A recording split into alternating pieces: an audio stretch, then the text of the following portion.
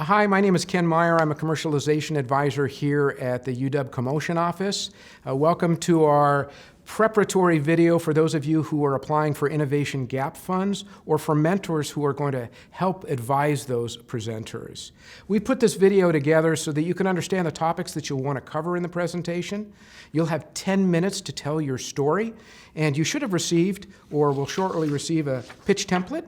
So you want to cover these topics.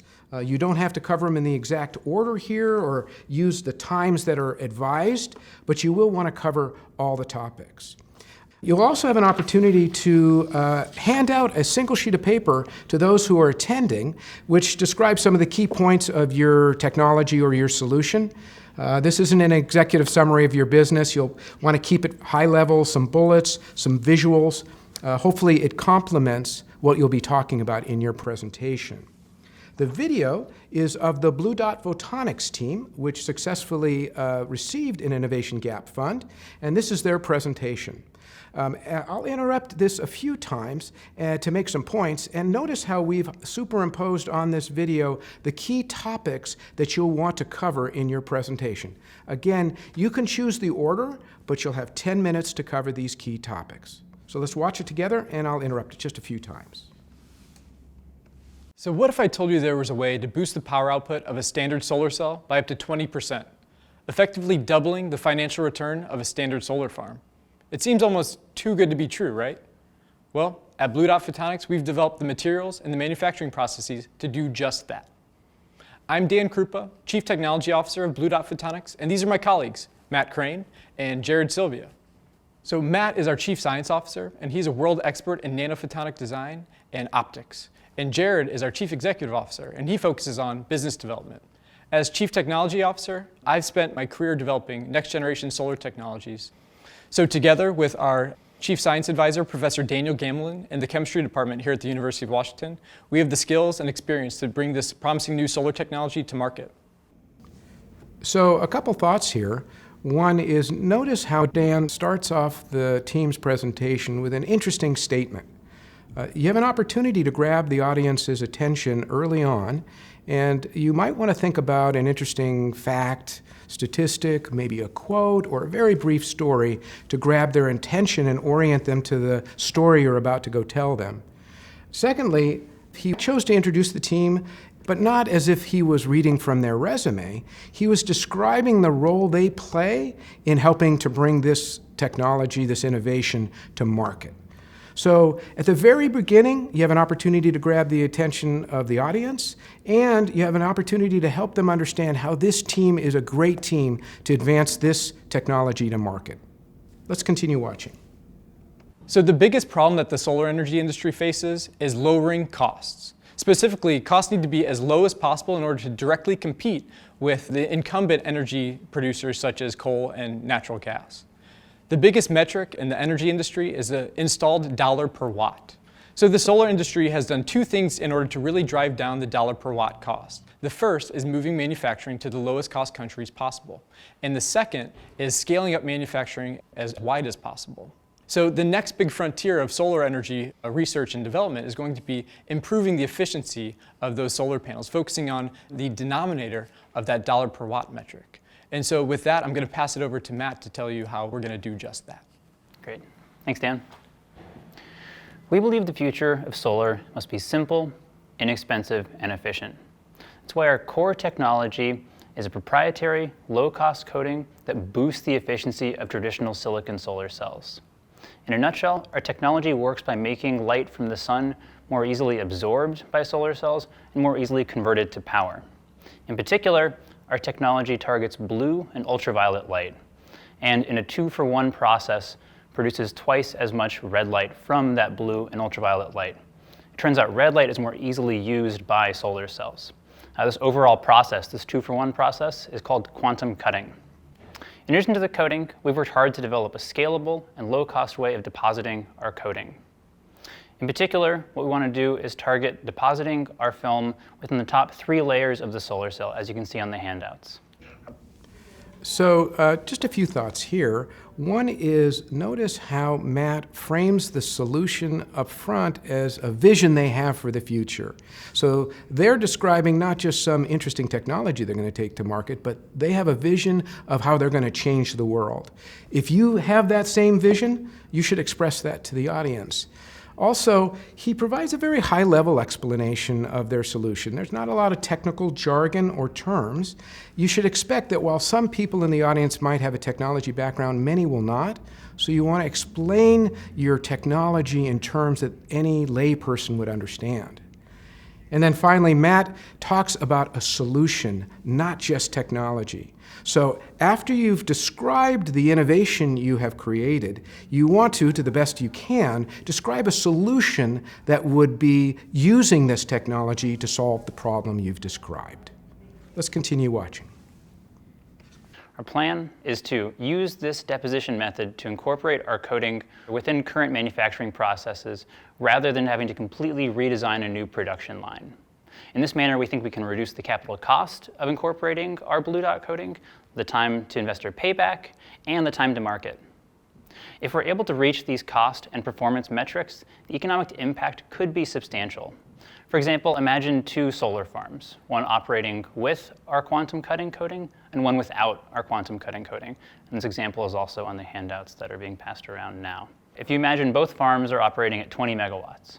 However, the farm that uses our quantum cutting coating is substantially smaller. This means that it costs less land to purchase the farm and set it up. It required fewer panels. This was fewer man-hours to install the panels and lower ongoing maintenance costs. In fact, the farm that uses our blue dot coating is 10% lower in cost. If you assume the same financials between these two farms, the farm that uses our blue dot coating has almost double the rate of return. Now, we view two primary sources of competition for our technology. The first of these is low-cost, cheap solar cells that are typically being made by large Chinese manufacturers. However, in doing this, they're only able to ever address that cost metric rather than that watt metric, and this limits their overall value proposition. For example, they're never able to make solar farms smaller, and ultimately this prevents them from realizing the benefit of addressing that power conversion efficiency, or that watt metric. The other primary source of competition is non-silicon-based technologies, and these are largely startups like ourselves. However, for these non-silicon solar technologies to come to market, it requires the production of entirely new manufacturing lines and a large capital investment associated with that. In addition, there's large R&D funding to prove out that technology sufficiently to investors. We believe that our technology captures the advantages and avoids the pitfalls of our competitors. The key differentiator between our technology is that it is additive. It builds on existing solar cell manufacturing to afford a massive increase in solar cell performance without requiring the entirely new design of solar cell technology and production. Thanks. And with that, I'll pass it over to Jared to talk a bit more about the economics. Great. Thanks, Matt. So let's talk a little bit about how we're going to go to market. All right, so we like to use the value chain of the industry as a point of reference. Upstream, you get your component suppliers. These are the Dows, DuPonts, DSMs of the world. They're making the glasses and polymers that go into the panels. You then have the cell and panel manufacturers. You then have the system installers who are putting the panels on roofs, and then you finally have the homeowners and utilities who are consuming the electricity. Our goal is to focus upstream, really going after the component suppliers and potentially the panel manufacturers. We would like to sell them our technology, R&D services, licensing fees and royalties in return for that technology, and potentially selling them the raw materials that make up the coatings that Matt talked about. Ideally, we'd like to form a partnership with one of the component suppliers to enable us to access any panel manufacturer in the market, rather than selling to just one single panel manufacturer. However, in the near term, what we'd like to do for a beachhead market is to form a development cooperative between ourselves, our ideal channel partner, and a panel manufacturer to create a pilot run of our panels, put them into the field, and gain credibility across the industry. We see great potential for this market. 300 million panels were installed in 2018 alone. When we look out over the next 30 years, estimates say 15 to 20 billion panels are likely to be installed. At our price of $3 a panel, that translates to a $1.5 billion market annually for our technology. I'll now turn it back to Dan, and he can talk about our traction to date and what we'd like to do with the Innovation Gap Fund. Thanks, Jared. So our materials in the lab are extremely well understood. We've developed new manufacturing processes that are reliable and repeatable. We can deposit a material directly on that solar cell, and we're observing 10% performance boosts. So we have 3 US provisional patents currently submitted, and we have a single PCT international filing in place. In addition, we have a good faith agreement with the University of Washington CoMotion for an exclusive license to this technology. In terms of customer discovery, we've talked to a number of US solar manufacturers, and they're all extremely excited about our technology. But the next step in our development cycle is going to be building a minimum viable product to showcase to these potential strategic investors and strategic partners. So that's what we plan on using the University of Washington CoMotion Innovation Gap funds to do. We have 3 specific milestones for the development of our minimum viable product. The first is going to be developing large-scale deposition processes so that we can not just coat small centimeter by centimeter squared solar cells, but move to the industry standard 6-inch by 6-inch standard solar cell. The second big milestone is going to be developing encapsulation or packaging strategies in order to ensure the long-term stability of our materials while they're out in the field. The third major milestone, improving the efficiency or improving the performance of our fully encapsulated devices so that we can get lower dollar per watt costs. This last section of the presentation is one of the most important. It's where you'll lay out the key milestones you are seeking to achieve using the Innovation Gap funds. Notice how Dan was very specific, identifying clear milestones and how those milestones would help move the commercialization ball down the field. Let's watch the close.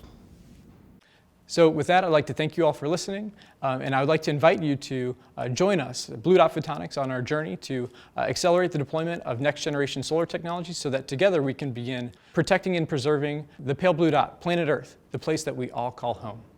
Thank you very much. Well, that's it. As you can see, you can cover a lot of topics in 10 minutes and still have a persuasive story. We encourage you to think through this presentation, plan out the topics you want to cover and in what order.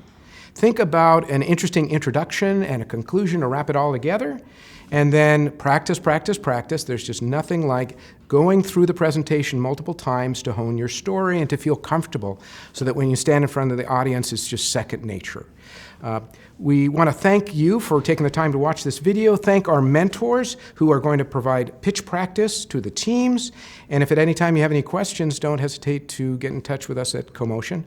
We wish you the best on your presentation.